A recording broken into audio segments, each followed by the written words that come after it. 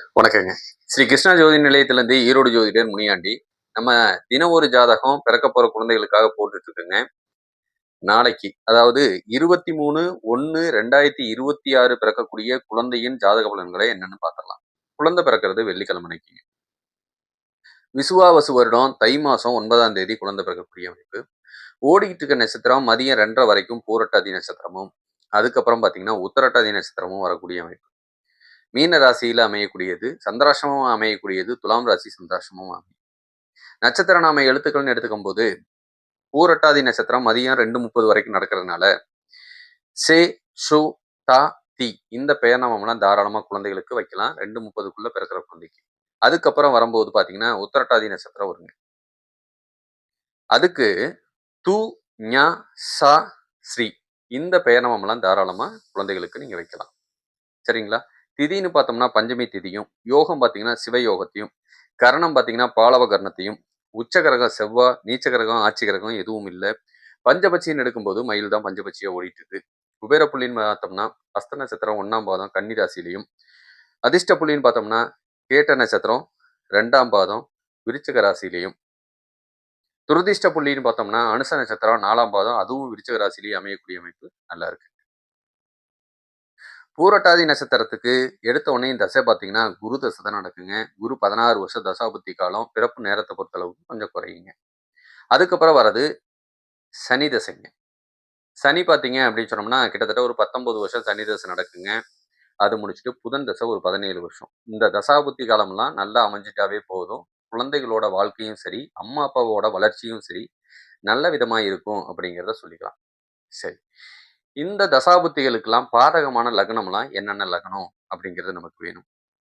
ஒன்று பார்த்தீங்க அப்படி சொன்னோம்னா ரிஷப லக்னமும் துலாம் லக்னமும் பாதிக்கப்படக்கூடிய அமைப்பு. சரிங்களா? இந்த குரு தசை நடக்கிற காலத்துல இல்ல குருவை நம்ம தவிர்த்துட்டு மற்றதை நம்ம பார்க்கும்போது தசாபுத்தி மிதுன லக்னத்துக்கோ கடக லக்னத்துக்கோ சிம்ம லக்னத்துக்கோ கன்னி லக்னமோ பாதிக்கப்படக்கூடிய அமைப்பு.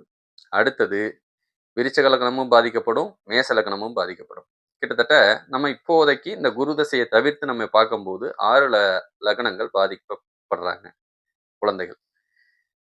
இந்த லக்னங்கள்ல அப்படி குழந்தை சுபப்பிரசவமாவோ இல்ல நாங்க தெரியாம ஆபரேஷன் பண்ணி அந்த லக்னத்துல எடுக்கிறோம் அப்படின்னு சொன்னாவோ என்ன மாதிரியான பாதிப்புகளை கொடுக்கும் அப்படிங்கிறது நமக்கு வேணும்.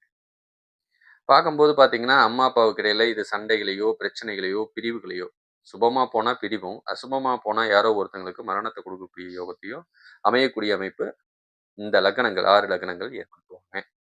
கொஞ்சம் இந்த லக்னத்துல எடுக்காம இருக்கிறது சிறப்பு. சரி, அப்படி எடுத்தாச்சுன்னா இந்த பாதிப்புகள்லாம் வரும். கொஞ்சம் கவனமா இருங்க. ஊரு விட்டு தேசம் விட்டு போய் வாழ வேண்டிய சூழ்நிலையோ, சண்டை சச்சரவுகளிலே வாழ வேண்டிய சூழ்நிலையோ, கடன், நோய், வம்பு வழக்கு பிரச்சனையில போலீஸ் ஸ்டேஷன் கோர்ட் வரைக்கும் போகக்கூடியதோ, பூர்வீகத்துல இருக்க முடியாததோ, இல்ல வாடகை வீட்டிலேயே வசிக்கக்கூடியதோ, இதெல்லாம் தான் செய்ய வேண்டிய வேலை மத்த அந்த 6 லக்னங்களும் செய்யும். கொஞ்சம் அதுல கவனமா இருக்கிறது நல்லது. சரிங்களா? இதுவே ஒரு பெண் பிள்ளை பிறந்துருச்சு அப்படின்னு சொன்னா, இதோட பலன் எப்படி இருக்கும் அப்படின்னு பார்த்தோம்னா, குழந்தைகளுக்கு இரத்த குறைபாடு சம்பந்தப்பட்ட பிரச்சனை. இது ஒரு பெண் பிள்ளை அப்படின்னு சொன்னா, சில சமயம் சகோதரனால பிரயோஜனம் இருக்காது. இல்லைன்னா சகோதரன் இருக்காது. இல்ல அப்படி சகோதரன் பிறந்தாலும் பயன்பாடு கொஞ்சம் குறைவா இருக்கக்கூடிய அமைப்பை குடுக்கும் அப்படிங்கிறது எடுத்துக்கலாம். சரிங்களா? அப்பா நல்ல கோவத்துக்கும், ரோசத்துக்கும் சொந்தக்காரரு. அரசு சம்பந்தப்பட்ட வேலையில அப்பா உட்கார்ந்திருந்தா தனலாபம் நல்லா குடுக்கும். நல்ல புத்திசாலித்தனத்துக்கு சொந்தக்காரரு. வாங்கி விக்கிற எந்த தொழில் வேணாலும் செய்யலாம். கட்டட சம்பந்தப்பட்டது, கட்டட பொருட்கள் சம்பந்தப்பட்டது தாராளமா செய்யலாங்க. பெண் பிள்ளைகளுக்கு பார்த்தீங்கன்னா, உடல்நல கொஞ்சம் பாதிக்கப்பட்டுக்கிட்டே இருக்கும். நல்ல புத்திசாலித்தனத்துக்கு சொந்தக்காரியா இருப்பா.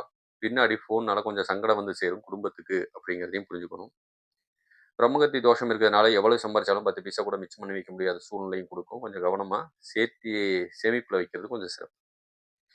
அம்மாவுக்கு பார்த்தீங்கன்னா, கொஞ்சம் கர்ப்பப்பை சம்பந்தப்பட்ட பிரச்சனையும், கண் சம்பந்தப்பட்ட பிரச்சனையும் சரிங்களா? வேண்டாத கெட்ட பேரையும் அம்மா சந்திக்க வேண்டிய சூழ்நிலை உண்டு. குழந்தை பிறக்கிற நேரம் கொஞ்சம் கவனமா இருக்கிறது நல்லது.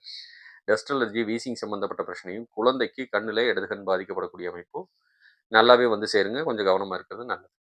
இதே ஒரு ஆண் குழந்தை பிறக்குது அப்படின்னு பார்த்தோம்னா, அவனுக்கும் டஸ்ட் அலர்ஜி, மூச்சுத்திணறல் சம்பந்தப்பட்ட பிரச்சனையும், சளி தொந்தரவுகள் இருந்துகிட்டே இருக்கக்கூடிய சூழ்நிலையும், இடது கண் பாதிக்கப்படக்கூடிய அமைப்போ, அடுத்தது பார்த்தீங்க அப்படின்னு சொன்னோம்னா, பிரம்மகத்தி தோஷம். இதுவும் பார்த்தீங்கன்னா, பையனா இருந்ததுன்னா சோர்வு தன்மைக்கு சொந்தக்காரன். உடல் சோர்வு தன்மை சீக்கிரம் அடைஞ்சிரும்.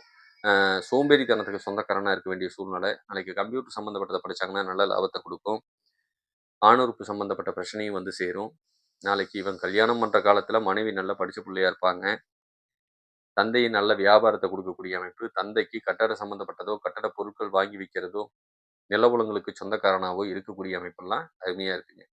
பூர்வீக சொத்து சம்மந்தப்பட்டது பரம்பரையா இருந்தா தான் இந்த செவ்வாய் உச்சமா இருக்கும்போது குழந்தை பிறக்கும். இல்லைன்னா, அந்த குழந்தை பிறக்காது அப்படிங்கிறதையும் நம்ம புரிஞ்சுக்கணும்.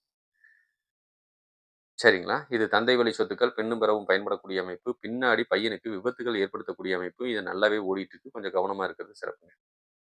சரிங்களா? இது மட்டும் இல்லாம எனக்கு கோச்சாரத்துப்படி ஏதாவது சுபபலன்கள் வந்து சேருமா? குழந்தை பிறக்கிற நேரம் அப்படின்னா, வர வைகாசி 18ஆம் தேதிக்கு மேல அத்தன சுபபலன்களும் வந்து சேரும்.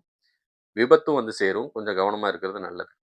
நிலங்கள் கீது வாங்குறதுக்கு முயற்சி பண்ணீங்கன்னா, வைகாசிக்கு மேல வாங்குறது ரொம்ப சிறப்ப குடுக்கும். தொழில் லாபத்த குடுக்கக்கூடிய அமைப்பும் இப்பயே ஓடிட்டு இருக்கக்கூடியது தான். சரிங்களா? தொழில் பெருக்கத்த குடுக்கக்கூடிய அமைப்பும் இன்னும் 1 மாசத்துல உங்களுக்கு அதுக்குண்டான லாபமும் வந்து சேரக்கூடிய அமைப்பு நல்லா இருக்கு. சரிங்களா?